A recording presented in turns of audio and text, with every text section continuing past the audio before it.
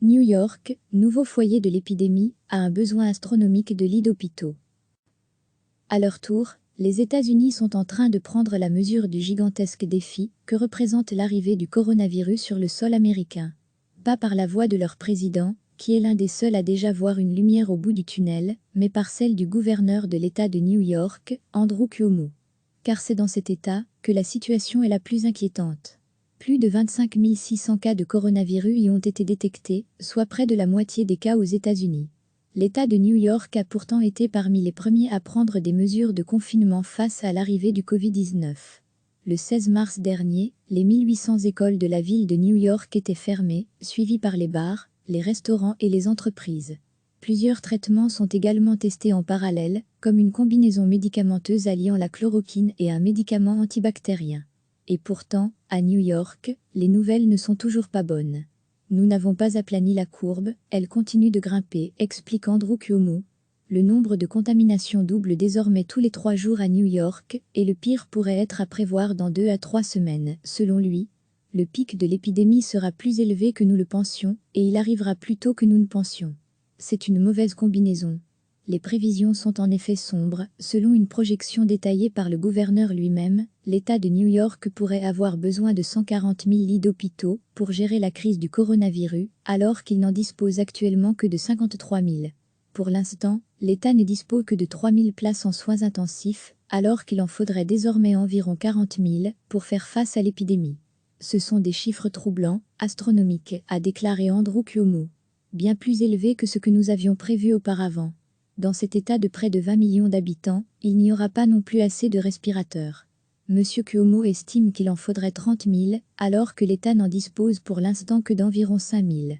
Les autorités fédérales ont appelé les habitants ayant quitté récemment la région de New York à observer une quarantaine de 2 semaines pour empêcher tout risque de contamination.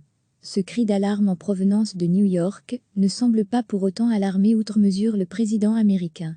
Pressé de relancer l'économie dans les plus brefs délais, il dit miser sur une levée rapide des restrictions, d'ici mi-avril pour une partie du pays.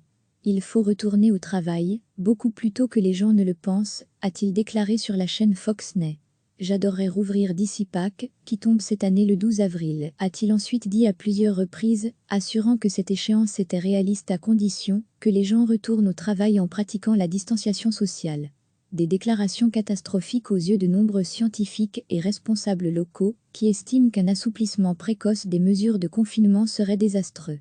Cela ne fait qu'une semaine que des restrictions ont été imposées et commençait déjà à évoquer leur abandon est irresponsable et dangereux, s'est emporté Tom Inglesby, directeur du Johns Hopkins Center for Health Security, interrogé par le Washington Post. Cela permettrait au virus de se propager largement, rapidement, horriblement et de potentiellement tuer des millions de personnes dans les 12 prochains mois, avec des conséquences sociales et économiques immenses. Sur Twitter, une parlementaire républicaine du Wyoming, Lee Cheney, a abondé dans le même sens. L'économie ne pourra pas fonctionner normalement si nos hôpitaux sont débordés et si des milliers d'Américains de tous âges, dont des médecins et des infirmiers, meurent parce que nous n'avons pas fait ce qu'il fallait pour stopper le virus. Un tweet qui lui a valu quelques réponses courroucées. On dirait que Lee Cheney devient une partisane de l'assurance santé universelle, a ainsi ironisé un ancien éditorialiste qui a rejoint le camp du candidat démocrate Bernie Sanders. Au-delà de la gestion de la crise actuelle, plusieurs scientifiques s'inquiètent par ailleurs déjà des conséquences en cascade de la crise sanitaire et économique engendrée par le Covid-19. Ce qui m'inquiète fortement, c'est que les conséquences sociales, économiques et sanitaires de ce quasi-effondrement de la vie normale pourraient durer très longtemps et qu'elles pourraient être catastrophiques. Peut-être plus encore que le nombre de victimes directes du virus, écrivait ce week-end dans les colonnes du New York Times, le docteur David L. Katz, spécialiste en médecine préventive à Yale. Le chômage, l'appauvrissement et la détresse qui émergeront de cette crise vont faire d'énormes ravages en termes de santé publique. La crise est telle que républicains et démocrates américains sont parvenus à trouver un accord historique sur un gigantesque plan de relance. Un plan de 2 000 milliards de dollars que le chef de la minorité démocrate au Sénat, Chuck Schumer, a qualifié de plus vaste plan de sauvetage de l'histoire américaine. Recevez chaque matin l'essentiel de l'actualité. À leur tour, les États-Unis sont en train de prendre la mesure du gigantesque défi que représente l'arrivée du coronavirus sur le sol américain. Pas par la voix de leur président, qui est l'un des seuls à déjà voir une lumière au bout du tunnel, mais par celle du gouverneur de l'État de New York, Andrew Cuomo. Car c'est dans cet État que la situation est la plus inquiétante. Plus de 25 600 cas de coronavirus y ont été détectés, soit près de la moitié des cas aux États-Unis. L'État de New York a pourtant été parmi les premiers à prendre des mesures de confinement face à l'arrivée du Covid-19. Le 16 mars dernier, les 1800 écoles de la ville de New York étaient fermées, suivies par les bars, les restaurants et les entreprises. Plusieurs traitements sont également testés en parallèle, comme une combinaison médicamenteuse alliant la chloroquine et un médicament antibactérien. Et pourtant, à New York, les nouvelles ne sont toujours pas bonnes. Nous n'avons pas aplani la courbe, elle continue de grimper, explique Andrew Cuomo. Le nombre de contaminations double désormais tous les 3 jours à New York, et le pire pourrait être à prévoir dans 2 à 3 semaines, selon lui. Le pic de l'épidémie sera plus élevé que nous le pensions, et il arrivera plus tôt que nous ne pensions. C'est une mauvaise combinaison.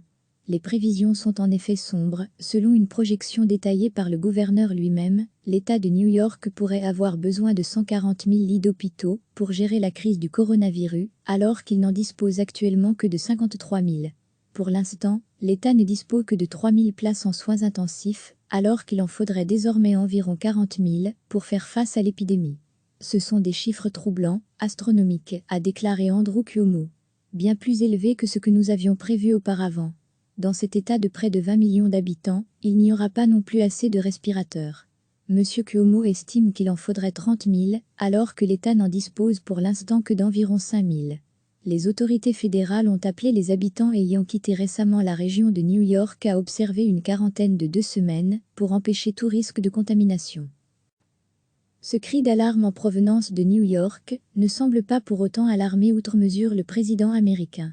Pressé de relancer l'économie dans les plus brefs délais, il dit miser sur une levée rapide des restrictions, d'ici mi-avril pour une partie du pays. Il faut retourner au travail, beaucoup plus tôt que les gens ne le pensent, a-t-il déclaré sur la chaîne Fox News. J'adorerais rouvrir d'ici Pâques, qui tombe cette année le 12 avril, a-t-il ensuite dit à plusieurs reprises, assurant que cette échéance était réaliste à condition que les gens retournent au travail en pratiquant la distanciation sociale.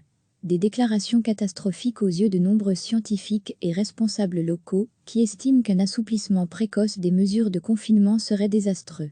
Cela ne fait qu'une semaine que des restrictions ont été imposées et commencer déjà à évoquer leur abandon est irresponsable et dangereux, s'est emporté Tom Inglesby, directeur du Johns Hopkins Center for Health Security, interrogé par le Washington Post. Cela permettrait au virus de se propager largement, rapidement, horriblement et de potentiellement tuer des millions de personnes dans les 12 prochains mois, avec des conséquences sociales et économiques immenses. Sur Twitter, une parlementaire républicaine du Wyoming, Lee Cheney, a abondé dans le même sens. L'économie ne pourra pas fonctionner normalement si nos hôpitaux sont débordés et si des milliers d'Américains de tous âges, dont des médecins et des infirmiers, meurent parce que nous n'avons pas fait ce qu'il fallait pour stopper le virus. Un tweet qui lui a valu quelques réponses courroucées. On dirait que Lee Cheney devient une partisane de l'assurance santé universelle, a ainsi ironisé un ancien éditorialiste qui a rejoint le camp du candidat démocrate Bernie Sanders. Au-delà de la gestion de la crise actuelle, plusieurs scientifiques s'inquiètent par ailleurs déjà des conséquences en cascade de la crise sanitaire et économique engendrée par le Covid-19. Ce qui m'inquiète fortement, c'est que les conséquences sociales, économiques et sanitaires de ce quasi-effondrement de la vie normale pourraient durer très longtemps et qu'elles pourraient être catastrophiques. Peut-être plus encore que le nombre de victimes directes du virus, écrivait ce week-end dans les colonnes du New York Times, le docteur David L. Katz, spécialiste en médecine préventive à Yale. Le chômage, l'appauvrissement et la détresse qui émergeront de cette crise vont faire d'énormes ravages en termes de santé publique. La crise est telle que républicains et démocrates américains sont parvenus à trouver un accord historique sur un gigantesque plan de relance. Un plan de 2 000 milliards de dollars que le chef de la minorité démocrate au Sénat, Chuck Schumer, a qualifié de plus vaste plan de sauvetage de l'histoire américaine. Cliquez sur s'abonner pour recevoir les dernières nouvelles.